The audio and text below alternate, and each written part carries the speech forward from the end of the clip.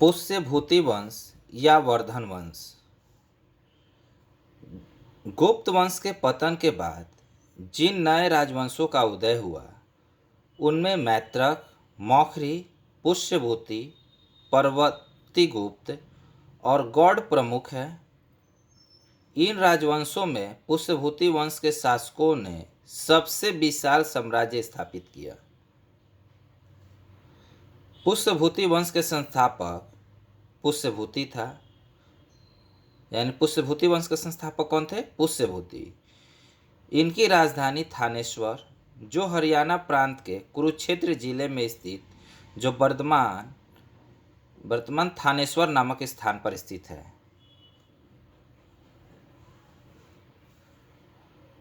प्रभाकर वर्धन इस वंश की स्वतंत्रता का जन्मदाता था, यानी प्रभाकर वर्धन जो थे इस वंश की स्वतंत्रता का जन्मदाता था तथा प्रथम प्रभावशाली शासक था, जिसने परम भट्टारक और महापराजिधराज जैसी सम्मानजनक उपाधियां धारण की।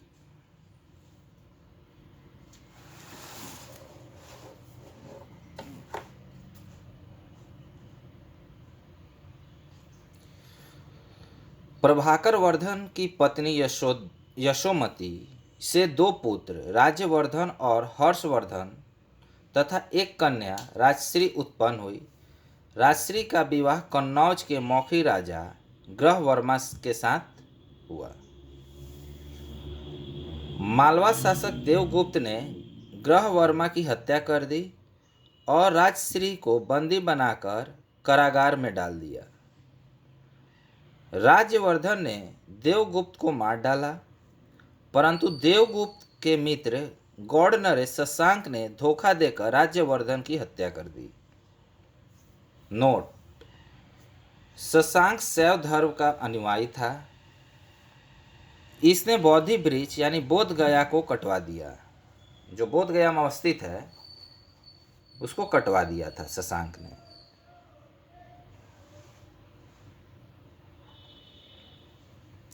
राज्यवर्धन की मृत्यु के बाद 606 ईस्वी में 16 वर्ष की अवस्था में हर्षवर्धन थानेश्वर की गद्दी पर बैठा। हर्ष को शिलादित्य के नाम से जाना जाता था। इसने परम भट्टारक नरेश की उपाधि धारण की थी।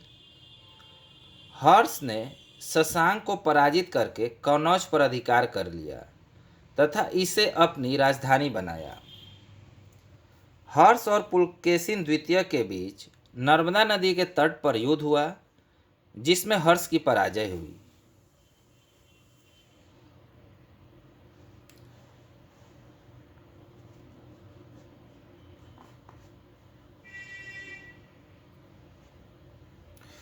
चीनी यात्री वेनसांग हर्षवर्धन के शासनकाल में भारत आया। नोट: वेनसांग को यात्रियों का राजकुमार, नीति का पंडित एवं वर्तमान शाक्य मुनि कहा जाता है। वह नालंदा विश्वविद्यालय में पढ़ने एवं बौद्ध ग्रंथ संग्रह करने के उद्देश्य से भारत आया था। हर्ष 641 ईस्वी में अपने दूत चीन में भेजे तथा 643 ईस्वी एवं 645 ईस्वी में 2 चीनी दूत उसके दरबार में आए। हर्ष ने कश्मीर के शासक से बुद्ध के दंत अवशेष बलपूर्वक प्राप्त किए।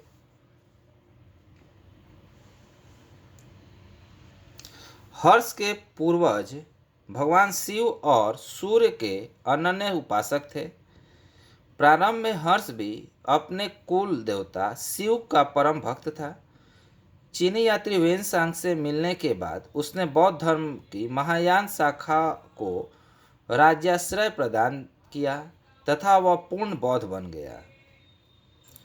हर्ष के समय में नालंदा महाविहार महायान बौद्ध धर्म की शिक्षा का प्रधान केंद्र था।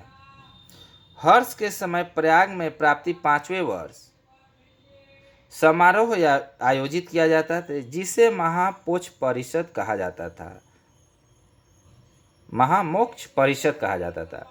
वेनसांग स्वयं 6वें समारोह में सम्मिलित हुए थे। वानभट्ट हर्ष के दरबारी कवि थे। उन्होंने हर्षचरित और कादंबरी की रचना की। प्रियदर्शिका रत्नावली नागानंद नामक 3 संस्कृत नाटक ग्रंथों की रचना हर्ष ने ही की थी। कहा जाता है कि धावक नामक कवि ने हर्ष से पुरस्कार लेकर उसके नाम से ये तीनों नाटक लिख दिए। हर्ष को भारत का अंतिम हिंदू सम्राट कहा गया है, लेकिन वह न तो कट्टर हिंदू था और न ही सारे देश का शासक ही।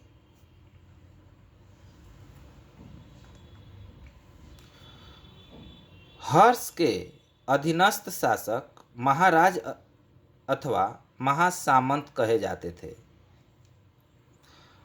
हर्ष के मंत्रिपरिषद के मंत्री को सचिव या अमात्य कहा जाता था। प्रशासन की सुविधा के लिए हर्ष का साम्राज्य कई प्रांतों में विभाजित था। प्रांतों को भुक्ति कहा जाता था। प्रत्येक भुक्ति का शासक राजस्थानीय, उपरिक अथवा राष्ट्रीय कहलाता था। नोट: हर्ष चरित्र में प्रांतीय शासक के लिए लोकपाल शब्द आया है। भुक्ति का विभाजन जिलों में हुआ था। जिलों की संज्ञा की विषय माने जिले की संज्ञा की विषय जिसका प्रधान विषयपति होता था। विषय के अंतर्गत कई पाठक होते थे जिन्हें आधुनिक तहसील कहा जाता है।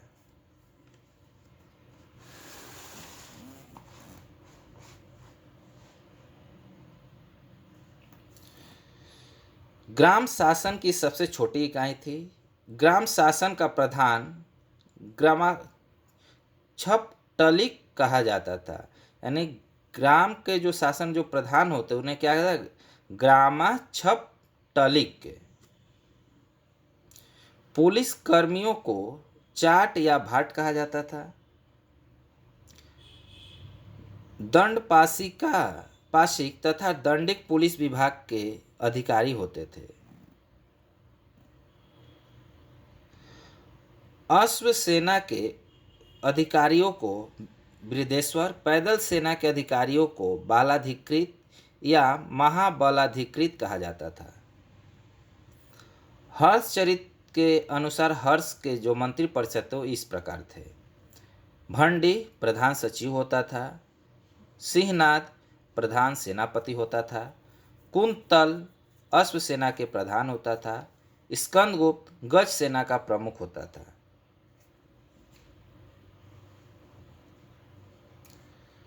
हर्षचरित में सिंचाई के साधन के रूप में तुला यंत्र, जल पंप का उल्लेख मिलता है।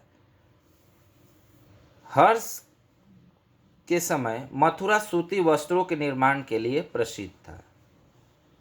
यानी सूती वस्त्र के लिए विख्यात था हर्ष के समय Mathura. Thank you for watching. अगला चैप्टर दक्षिण भारत के प्रमुख राजवंश से पढ़ेंगे।